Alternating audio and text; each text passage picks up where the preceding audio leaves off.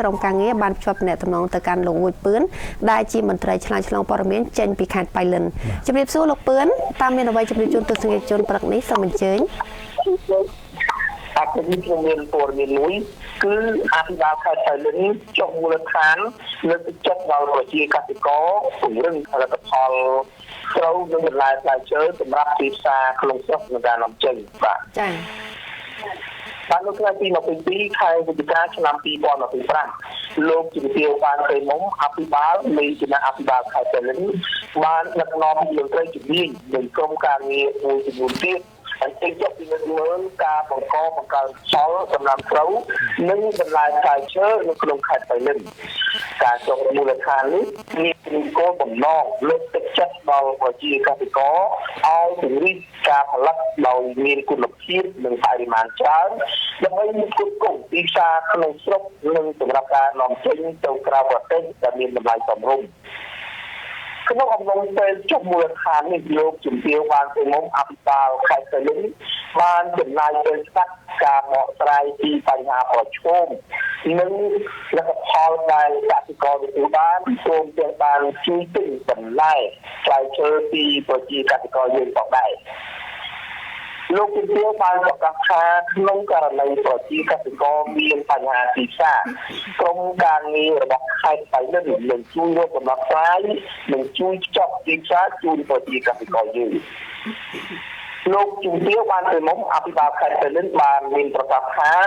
រាជរដ្ឋាភិបាលកម្ពុជាក្រោមការដឹកនាំរបស់សម្ដេចមហាបវរធិបតីហ៊ុនម៉ាណែតនាយករដ្ឋមន្ត្រីមានគោលនយោបាយច្បាស់លាស់ក្នុងការពង្រឹងសមត្ថភាពផលិតកម្មរបស់កសិករតាមរយៈការបណ្ដុះបណ្ដាលដោយអ្នកជំនាញផ្នែកកសិកម្មនៅក្នុងមូលដ្ឋានដែលធ្វើឲ្យកសិករយើងទទួលបាននូវចំណេះដឹងជំនាញដែលជួយបង្កើនទិន្នផលកាត់បន្ថយថ្លៃដើម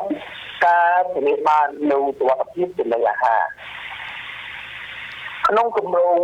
NDP របស់ក្រសួងពាណិជ្ជកម្ម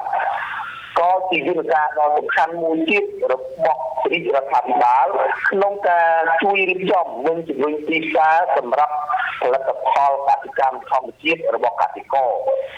ទោះបីមានការដឹកច្រកព្រំដែនកម្ពុជាថៃក៏ដោយក៏មានក្រុមហ៊ុនជាច្រើនបន្តទិញបន្លែផ្លែឈើនិងកសិផលពីខេត្តបៃលិនដើម្បីធ្វើការវិចប់និងសម្ងួតសម្រាប់នាំចេញទៅក្រៅប្រទេសដូចជាប្រទេសចិនវៀតណាមសហគមន៍អឺរ៉ុបនិងសហរដ្ឋអាមេរិកផងដែរសូមបញ្ជាក់ថាបើតាមមន្ត្រីជំនាញស្ថានភាពទីផ្សារស្រូវនិងបន្លែផ្លែឈើនៅក្នុងខេត្តបៃលិនបច្ចុប្បន្នមានស្ថានភាពល្អជាងឆ្នាំកន្លងទៅដោយមានឈ្មោះដណ្ដាលមកទិញផលិតផលដល់កន្លែងផ្ទាល់តំណងក្នុងតម្លៃសមរម្យ